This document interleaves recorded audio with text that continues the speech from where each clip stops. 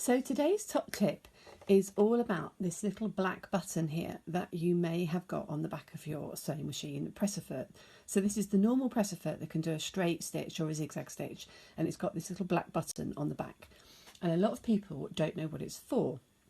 It's actually called a leveling button, and it's great for when your machine is going to be sewing over a particularly a step up change in the thickness of your fabric, basically.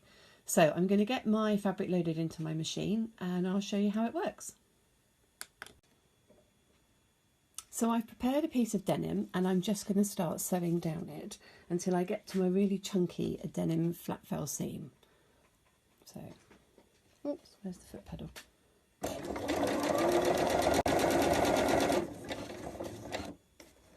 Take my pin out of the way, and you can see at the moment that my presser foot is really lovely and flat.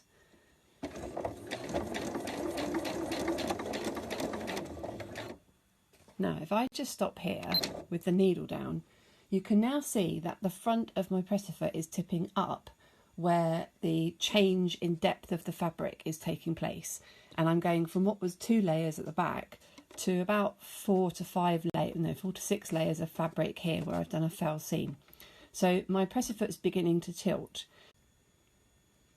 So I've paused my sewing and I've now got a tilted presser foot and my needle down into the fabric.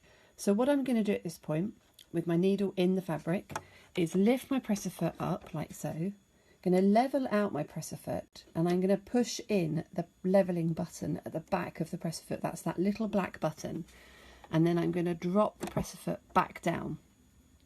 So some people would say, what's the benefit of doing this? There's two things really from my perspective.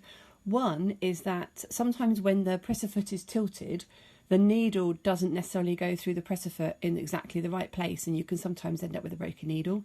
And the other thing is that if the presser foot is tilted, you haven't necessarily got the right amount of traction going on between the presser foot, the feed dog and the fabric. And so now that the presser foot is level and gripping down on the fabric as normal, it will sew on quite quickly.